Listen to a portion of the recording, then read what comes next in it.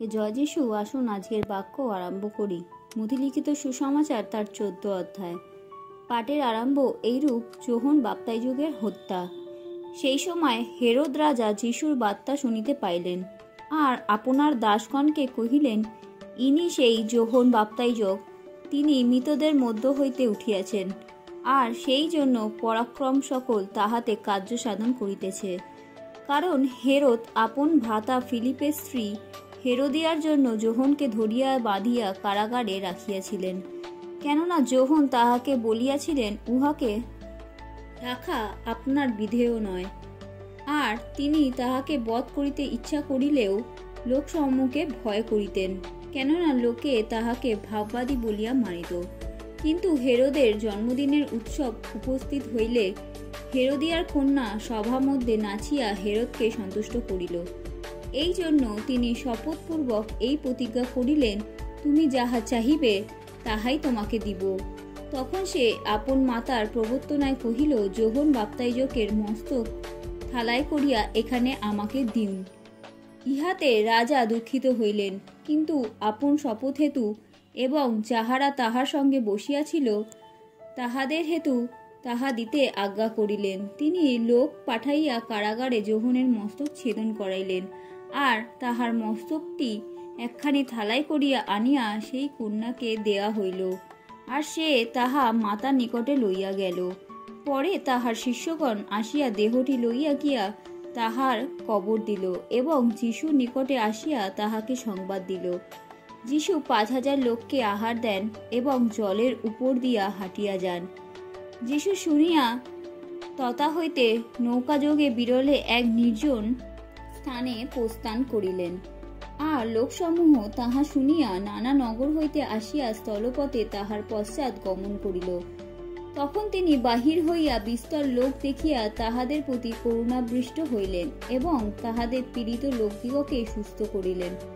পরে সন্ধ্যা হইলে শিষ্যগণ নিকটে আসিয়া তাহাকে কহিলেন, এ স্থান নির্জন, বেলাও গিয়াছে, লোকদিগকে বিদায় করুন, যেন উহারা গ্রামে গ্রামে গিয়া আপনাদের নিমিত্ত খাদ্যদ্রব্য ক্রয় করে।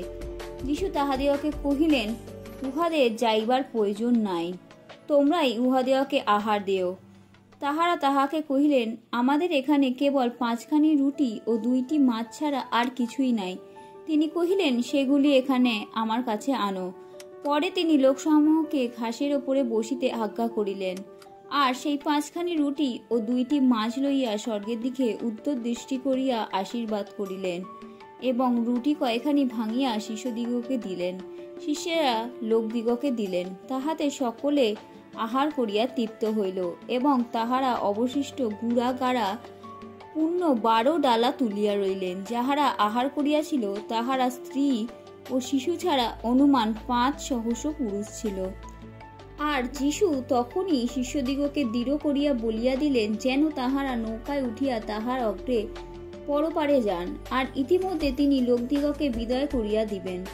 পরে তিনি লোকদিগকে বিদায় করিয়া বিরলে প্রার্থনা করিবার নিমিত্ত পর্বতে উঠিলেন। সন্ধ্যা হইলে তিনি সেই স্থানে একাকী থাকিলেন, কিন্তু নৌকাখানি স্থল হইতে অনেকটা দূরে গিয়া পড়িয়াছিল, তরঙ্গে টলমল করিতেছিল, কারণ বাতাস প্রতিকূল ছিল। পরে 4th প্রহর রাত্রিতে তিনি সমুদ্রের ওপর দিয়া হাঁটিয়া তাহাদের নিকটে আসিলেন। তখন শিষ্যেরা তাহাকে সমুদ্রের ওপর দিয়া হাঁটিতে দেখিয়া ত্রাসযুক্ত হইয়া কহিলেন, এ যে অপচ্ছায়া, আর ভয়ে চেঁচাইতে লাগিলেন। কিন্তু যিশু তখনই তাহাদের সহিত কথা কহিলেন, বলিলেন, সাহস করো, এ আমি, ভয় করিও না। তখন পিতর উত্তর করিয়া তাহাকে কহিলেন, হে প্রভু, যদি আপনি হন তবে আমাকে জলের উপর দিয়া আপনার নিকটে যাইতে আজ্ঞা করুন।